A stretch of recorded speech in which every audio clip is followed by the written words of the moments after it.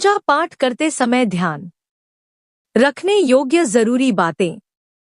हिंदू धर्म में पूजा पाठ को बड़ा महत्व दिया गया है और रोज भगवान की पूजा को अनिवार्य बताया गया है। लोग इसका पालन भी करते हैं, लेकिन कई बार देखा गया है कि कुछ लोग हमेशा इस बात की शिकायत करते हैं कि वे पूजा तो कर रहे हैं, लेकिन उन्हें पूजा का सही फल नहीं मिल रहा है। दिन रात भगवान के नाम को जपते हैं, लेकिन भगवान उनकी प्रार्थना नहीं सुनते हैं। इसके कई कारण हो सकते हैं, लेकिन एक बड़ा कारण पूजा के नियमों में कुछ गलतियां होना है। लोग जाने अनजाने में भगवान को कुछ ऐसा चढ़ा देते हैं जो उन्हें प्रिय नहीं होता है। ऐसे में हो सकता है कि भगवान नाराज हो जाएं और पूजा का फल न मिले। इसलिए हम आपको बताने जा रहे हैं कि पूजा पाठ करते समय आपको किन किन बातों का विशेष ध्यान रखना चाहिए। लेकिन उससे पहले अगर आप भी चाहते हैं कि लक्ष्मी माता का आशीर्वाद आप पर बना रहे तो इस वीडियो को एक लाइक करें और चैनल को सब्सक्राइब कर ले और कमेंट बॉक्स में जय लक्ष्मी माता जरूर लिखें। किसी भी भगवान के पूजन में उनका आवाहन करना या आमंत्रित करना, ध्यान करना, आसन देना, स्नान करवाना, धूप दीप जलाना, अक्षत या चावल, कुमकुम, चंदन, पुष्प या फूल, प्रसाद आदि अनिवार्य रूप से होना चाहिए। पूजन में पान का पत्ता भी रखना चाहिए। ध्यान रखें, पान के पत्ते के साथ इलायची, लौंग, गुलकंद आदि भी चढ़ाना चाहिए। पूरा बना हुआ पान चढ़ाएंगे तो श्रेष्ठ रहेगा। देवी देवताओं को हार, फूल, पत्तियां आदि अर्पित करने से पहले एक बार साफ पानी से अवश्य धो लेना चाहिए। सभी प्रकार की पूजा में चावल विशेष रूप से चढ़ाए जाते हैं। पूजन के लिए ऐसे चावल का उपयोग करना चाहिए जो अखंडित, पूरे चावल हो यानी टूटे हुए ना हो।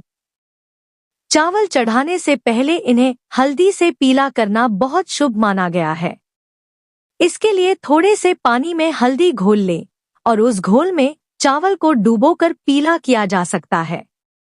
पूजन कर्म में इस बात का विशेष ध्यान रखें कि पूजा के बीच में दीपक बुझना नहीं चाहिए। ऐसा होने पर पूजा का पूर्ण फल प्राप्त नहीं हो पाता है।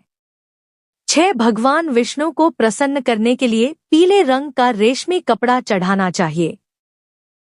माता दुर्गा, सूर्यदेव व श्री गणेश को प्रसन्न करने के लिए लाल रंग का, भगवान शिव को प्रसन्न करने के लिए सफेद वस्त्र अर्पित करना चाहिए। किसी भी प्रकार के पूजन में कुल देवता, कुल देवी, घर के वास्तु देवता, ग्राम देवता आदि का ध्यान करना भी आवश्यक है। इन सभी का पूजन भी करना चाहिए।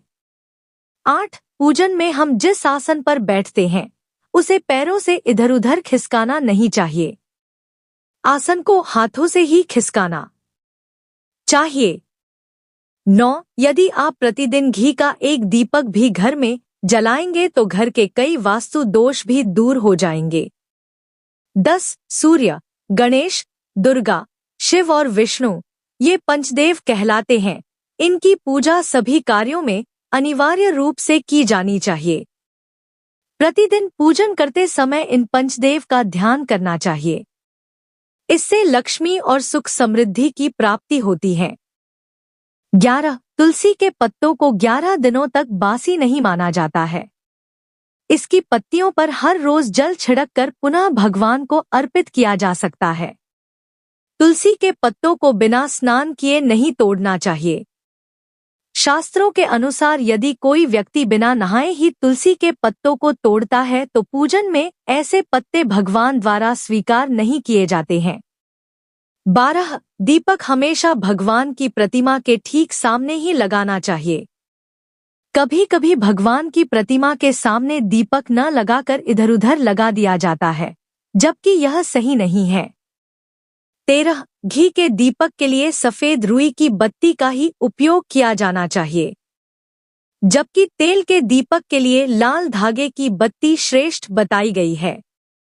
14 पूजन में कभी भी खंडित दीपक नहीं जलाना चाहिए।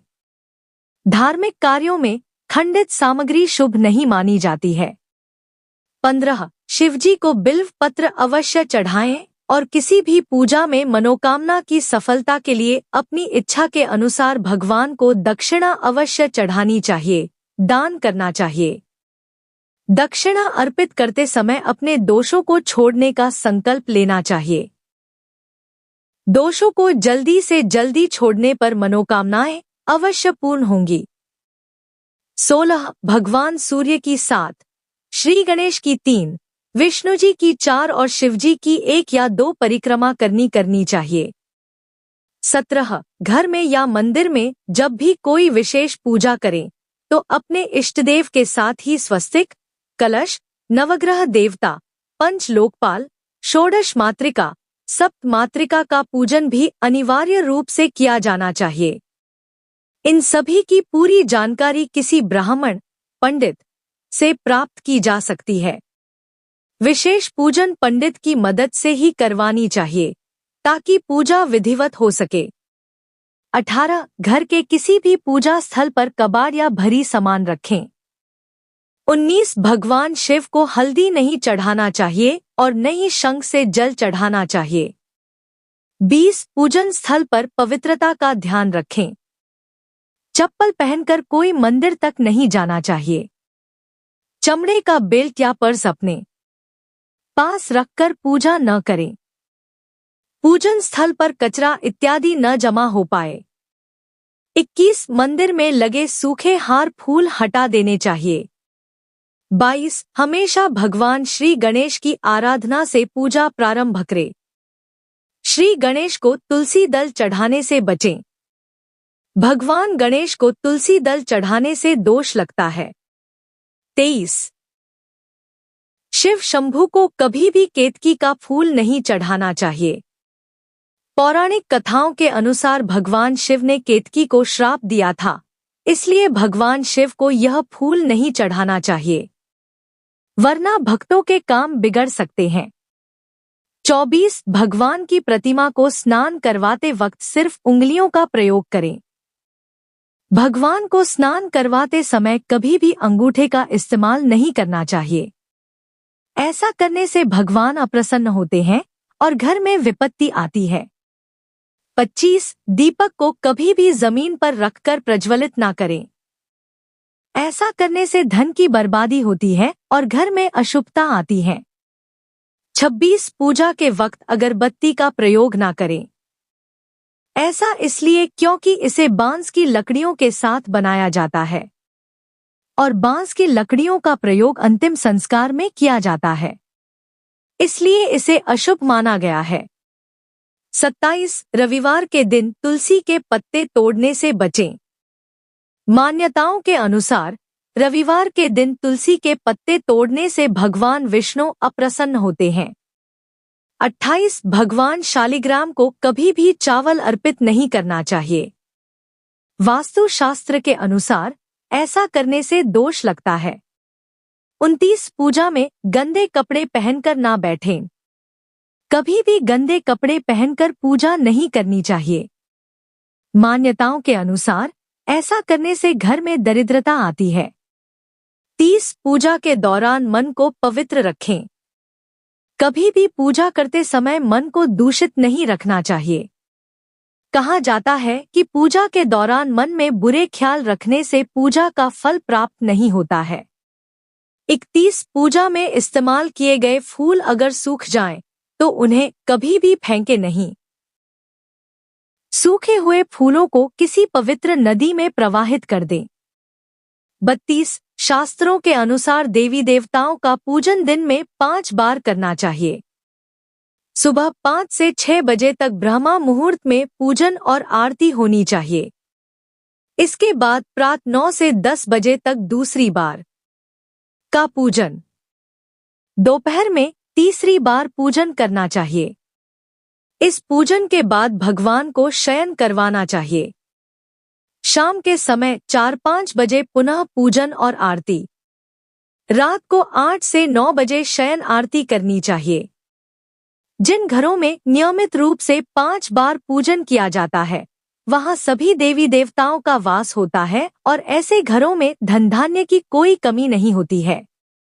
33 प्लास्टिक की बोतल में या किसी अपवित्र धातु के बर्तन में गंगाजल नहीं रखना चाहिए। अपवित्र धातु जैसे एल्यूमिनियम और लोहे से बने बर्तन में गंगाजल नहीं रखा जाना चाहिए। गंगाजल तांबे के बर्तन में रखना ही शुभ रहता है। 34 स्त्रियों को और अपवित्र अवस्था में पुरुषों को शंख नहीं बजाना चाहिए। यह इस नियम का पालन नहीं किया जाता है तो जहां शंख बजाया जाता है वहां से देवी लक्ष्मी चली जाती हैं। 35 मंदिर और देवी देवताओं की मूर्ति के सामने कभी भी पीठ दिखाकर नहीं बैठना चाहिए। 36 किसी भी पूजा में मनोकामना की सफलता के लिए दक्षिणा अवश्य चढ़ानी चाहिए। दक्षिणा अर्पित करते समय अपने दोषों को छोड़ने का संकल्प लेना चाहिए। दोषों को जल्दी से जल्दी छोड़ने पर मनोकामनाएं अवश्य पूर्ण होंगी। 37 आम तौर पर फूलों को हाथों में रखकर हाथों से भगवान को अर्पित किया जाता है। ऐसा नहीं करना चाहिए।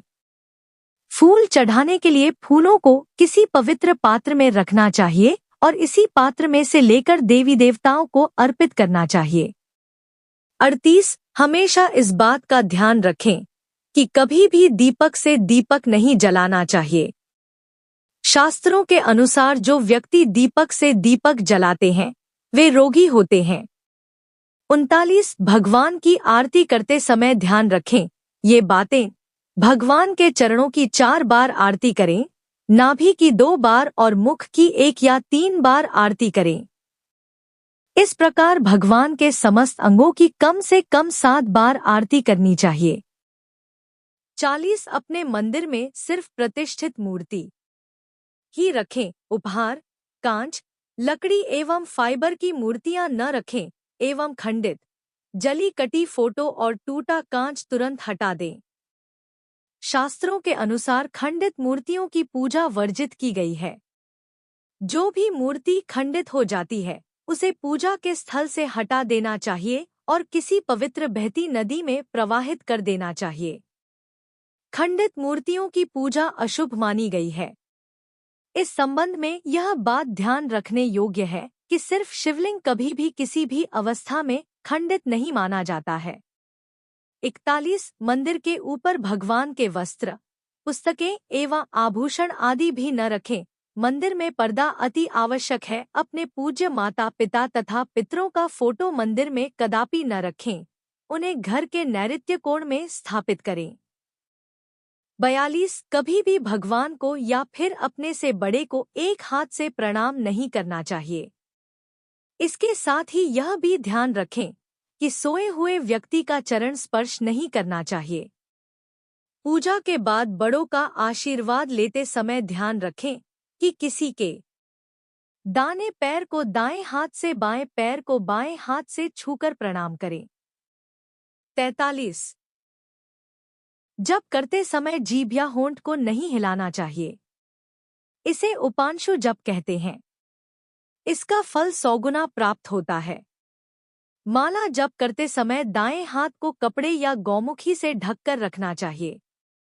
जप के बाद आसन के नीचे की भूमि को स्पर्श कर नेत्रों से लगाना चाहिए। इससे आपको जप के पूर्ण फल की प्राप्ति होती है। 44 शास्त्रों के अनुसार घर में पूजा करने का स्थान ईशान कोण में होना चाहिए। उत्तर दिशा और पूर्व दिशा के बीच का भाग ईशान कोण होता है। ईशान कोण को शुभ कार्यों के लिए सबसे उत्तम दिशा माना गया है। इस दिशा में पूजा के मंदिर को स्थापित करें। यदि किसी कारणवश ऐसा न भी कर पाएं तो भूलकर भी घर के ईशान कोण में गंदगी जमा न होने दें व घर के इस हिस्से को सदा पवित्र रखें। ईशान कोण के अतिरिक्त पूर्व दिशा भी पूजा स्थान के लिए श्रेष्ठ मानी जाती है। इसलिए आप घर में ईशान कोण व पूर्व दिशा दोनों में से जहां भी सुविधाजनक रूप से पूजा स्थल की स्थापना कर सकें। 45 पूजा स्थल में गणेश जी की स्थापना अवश्य करें। इसके लिए एक सुपारी पर लाल धागे, मौली को लपेट लें और कुमकुम से तिलक कर एक कटोरी में थोड़े चावल रखकर स्थापित करें। 46। पूजा स्थल में एक कोने में बंद पात्र में गंगाजल अवश्य रखना चाहिए। एक तांबे के छोटे से लोटे में जल को पूजा स्थल में अवश्य रखना चाहिए।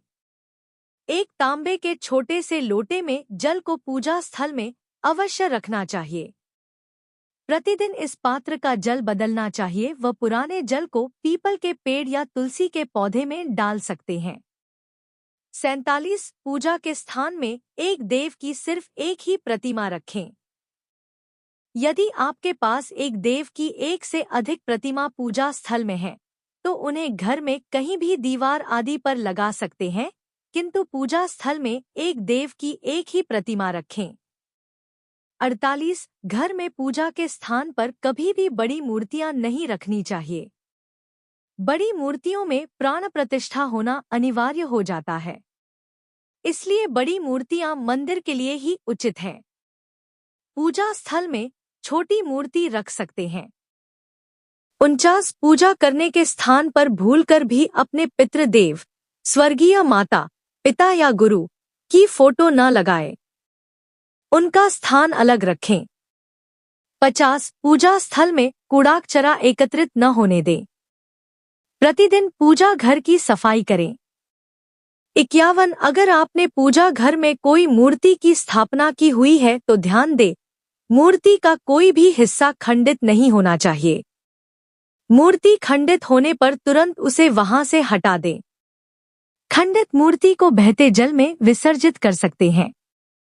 52। पूजा के समय यदि संभव हो तो शुद्ध देसी गाय के घी का प्रयोग करें व भोग लगाने के लिए अग्नि में गाय के गोबर के कंडों, उपलों का ही प्रयोग करना उत्तम माना गया है। 53। पूजा पाठ के समय दीपक कभी भी बुझना नहीं चाहिए। शास्त्रों में यह एक बड़ा अपशगुन माना गया है। 54। पूजा पाठ के समय गुग्गल युक्त धूप बत्ती का प्रयोग करें। गुग्गल घर के वातावरण को शुद्ध और घर से नकारात्मक ऊर्जा या बुरे दोष को दूर करती है।